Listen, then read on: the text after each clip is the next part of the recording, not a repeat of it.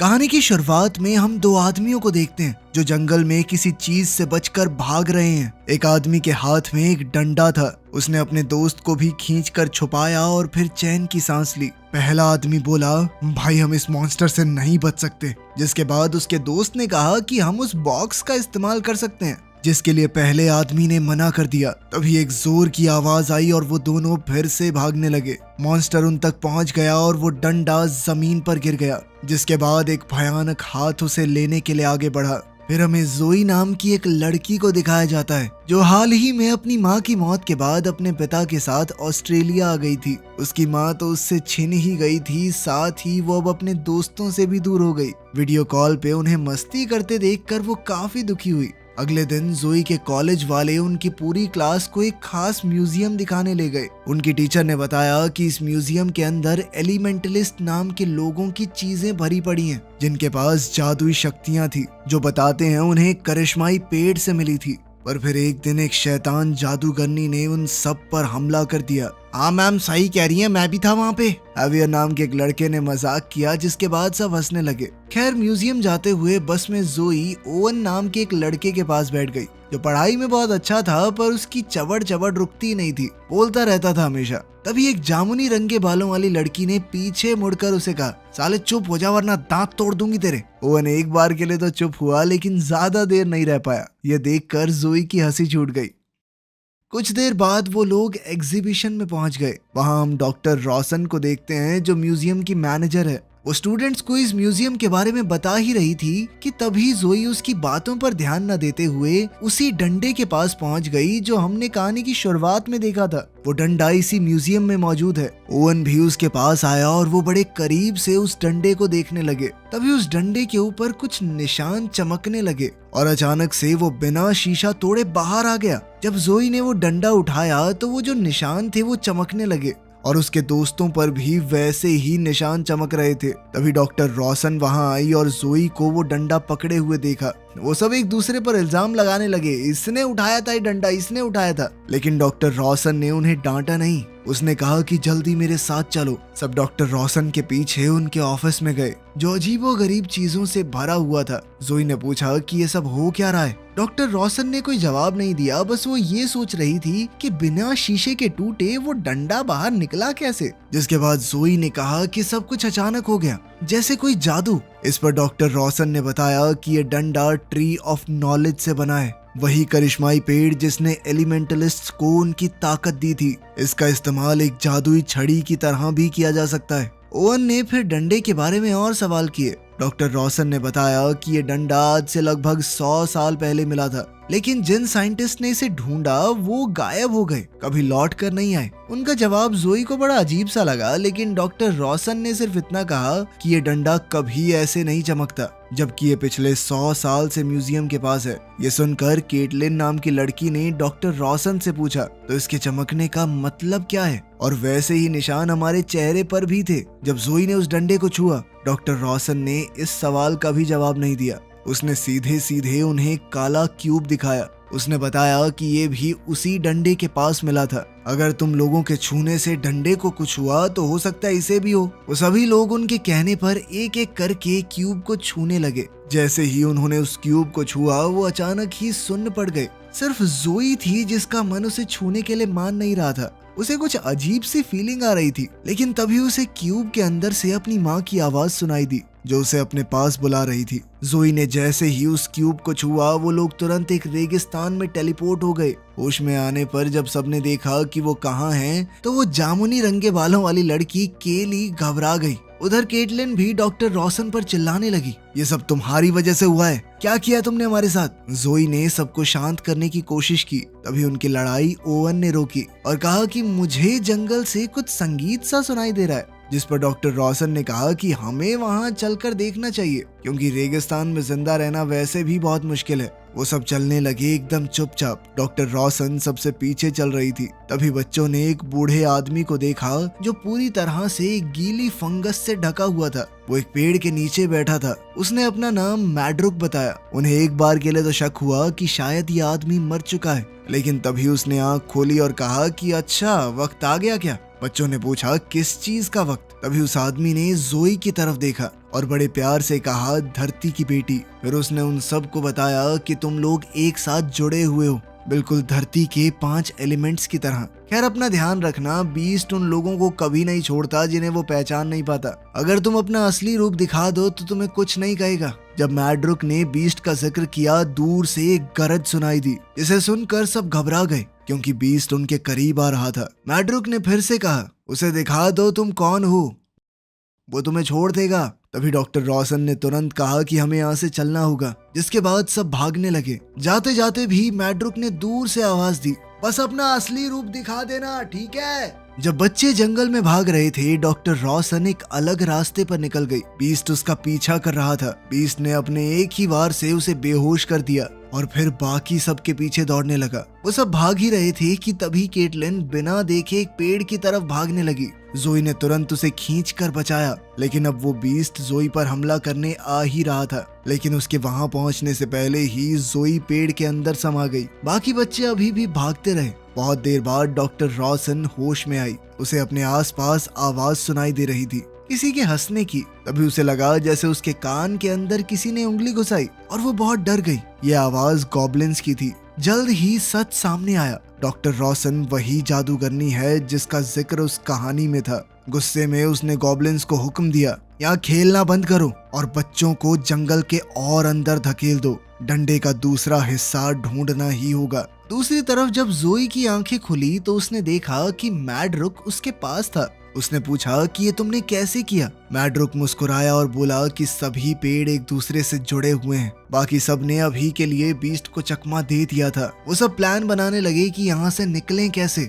Oven ने कहा कि हमें पानी, खाना और छुपने की जगह ढूंढनी होगी। हैवियर ने केली से पूछा, तुम्हारे बैग में खाना है क्या? अब जाकर उनकी नजर पड़ी कि केली तो यहाँ पर है ही नहीं। अचानक केली सामने आई और बोली कि मुझे एक छुपने की जगह मिली है, बड़े अलग से निशान बने हुए हैं उस पर। वो उन्हें जंगल के और अंदर तक ले गई। जब वो लोग नीचे गए तो ओवन की नजर एक चट्टान से बनी हुई दीवार पर पड़ी, जिस पर कुछ अजीबोगरीब निशान बने हुए थे। ओवन इस बारे में कुछ कह ही रहा था कि तभी केली की ताकत जाग गई और उसके हाथ आगे बढ़ाते ही उस दीवार पर बना एक निशान जगमगाने लगा।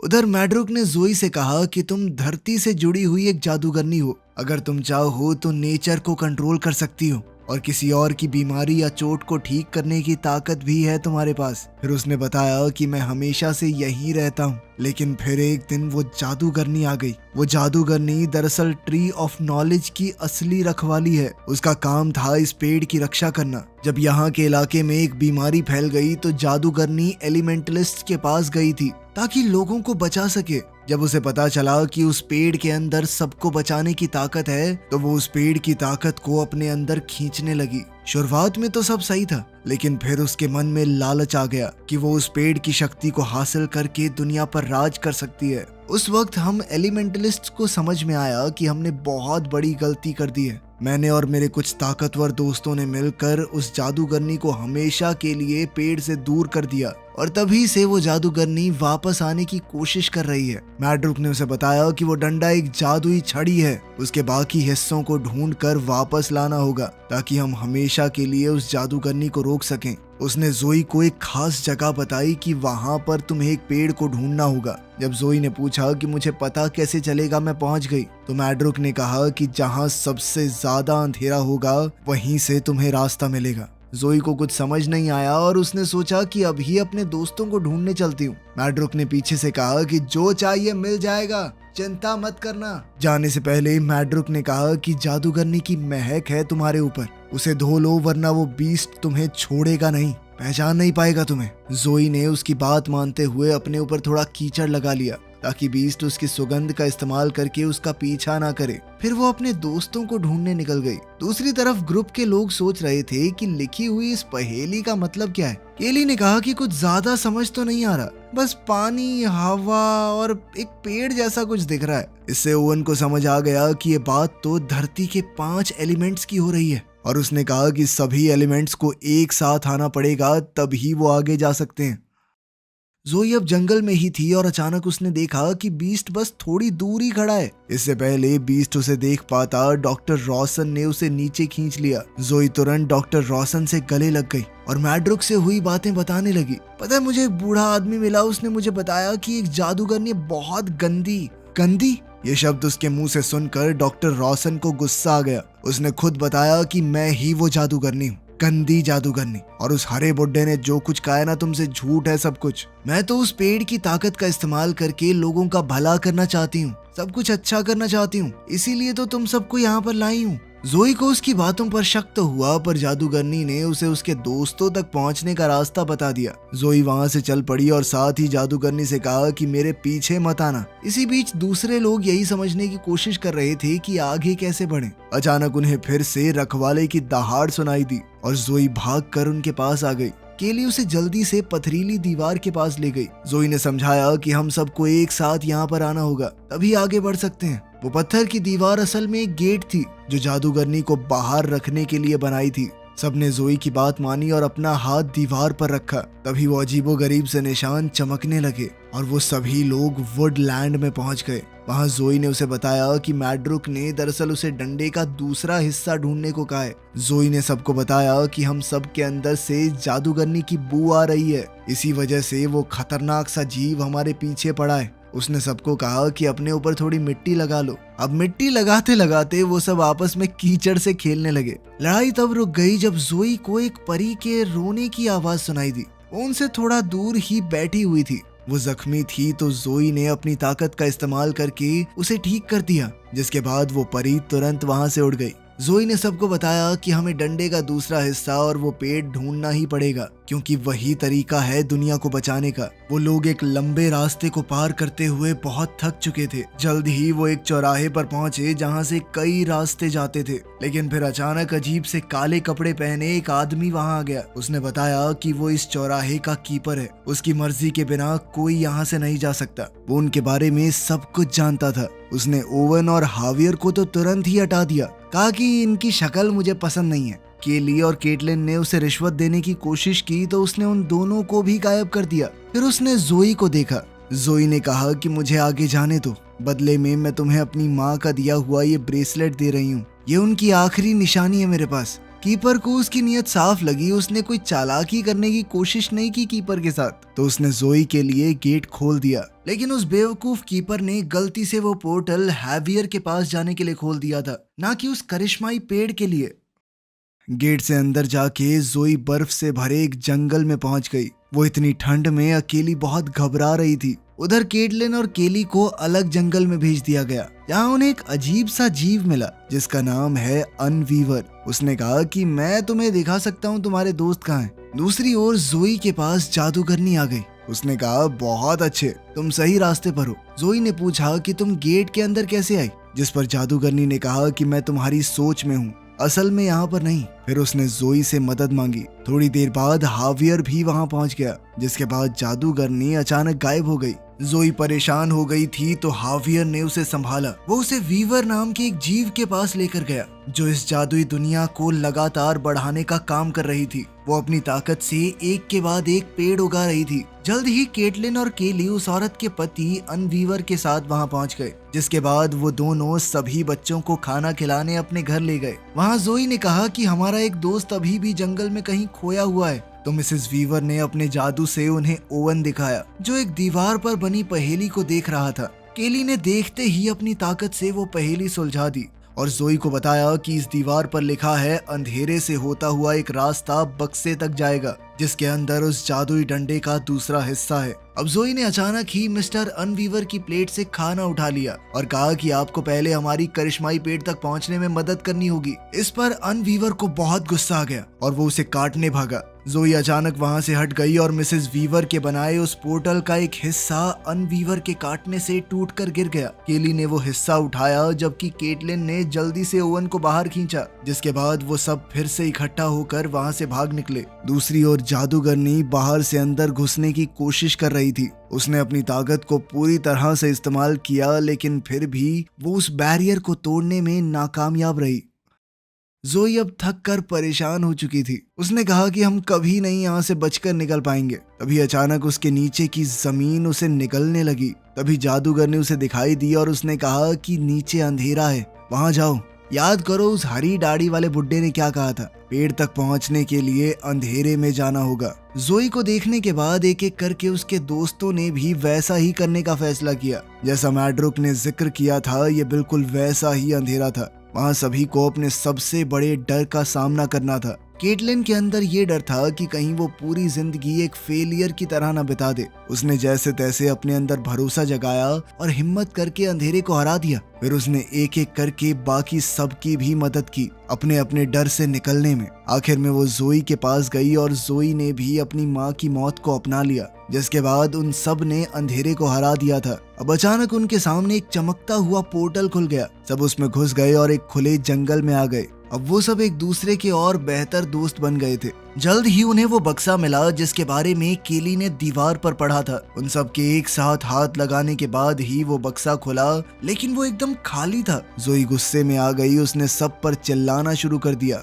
तभी केटलिन ने देखा कि जोई के आसपास एक परछाई घूम रही है और फिर असली जादूगरनी सामने आ गई। जोई को छोड़कर बाकी चारों के होश उड़ गए जब उन्होंने देखा कि वो कोई और नहीं बल्कि डॉक्टर रोशन ही है। जोई को समझ नहीं आ रहा था कि वो मैड्रुक पर विश्वास करे या जादूगरनी के ऊपर। आखिर में उसने फैसला किया कि अभी चुनने की जरूरत नहीं है, पहले उस डंडे का बचा खुचा हिस्सा हासिल करूंगी, फिर वो पेड़ को ढूंढने के बाद ही फैसला करेगी। जादूगरनी ने उन्हें बताया कि डंडे का वो आखिरी हिस्सा उसे पेड़ के पास पहुंचा सकता है और फिर मैं दुनिया में सबकी परेशानियां ठीक कर दूंगी। केली को जादूगरनी की बातों पर विश्वास नहीं हो रहा था, इसीलिए उसने पोर्टल के टूटे हिस्सों का इस्तेमाल करके रखवाले को वहां बुला लिया, वही खूंखार बीस्ट जो शुरुआत में उनका पीछा कर रहा था। अब जादूगरनी रखवाले से लड़ने लग गई और बाकी सब पोर्टल का इस्तेमाल करके वहां से भाग गए। जल्द ही उन्हें रखवाले की दहाड़ सुनाई दी और वो सब घबरा गए। तभी वही परी वापस आई जिसकी जोई ने मदद की थी।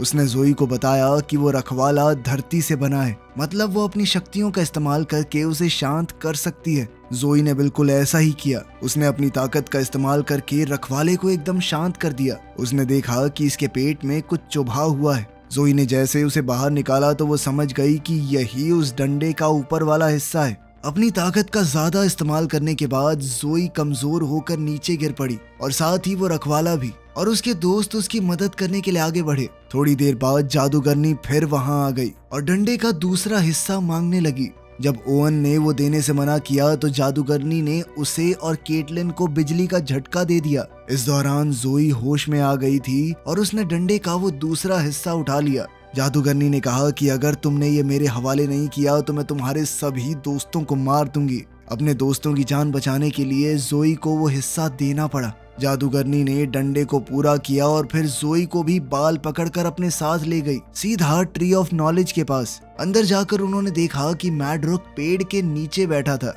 उनकी बातचीत से जोई को समझ आया कि मैड्रुक और जादूगरनी भाई बहन है। जादूगरनी ने कहा कि मैं अपना हिस्सा लेने आई हूँ, लेकिन मैड्रुक ने कहा कि इसके लिए तुम्हें पहले मेरी लाश से गुजर कर जाना होगा। बिना सोचे जादूगरनी ने एक ही वार से मैड्रुक को खत्म कर दिया। जोई ने अपनी ताकत से उसे ठीक करने की कोशिश की, पर मैड्रुक ने याद दिलाया कि सभी पेड़ आपस में जुड़े हुए हैं और वहीं पर दम तोड़ दिया। मैड्रुक के जाने के बाद जादूगरनी ने जोई से कहा कि इस डंडे को पेड़ से जोड़ दो। जोई ने उसकी बात ना मानते हुए पेड़ को तबाह कर दिया। पेड़ के पूरी तरह टूटने से पहले जादूगरनी पेड़ के अंदर चली गई और फिर जबरदस्त धमाका हुआ। जोई तुरंत अपने दोस्तों के पास गई और कहा कि अपने हाथ जमीन पर रखो, हमें उस पेड़ को वापस जिंदा करना है। उनकी शक्तियों से एक छोटा सा पौधा वहां उग गया तो जादूगरनी भी मारी गई और पेड़ को एक नई जिंदगी भी मिल गई। उन सब ने मिलकर दुनिया को तबाह होने से बचा लिया था। वीडियो पसंद आई तो लाइक कर देना, चैनल को सब्सक्राइब कर लेना। मिलते हैं अगली वीडियो में।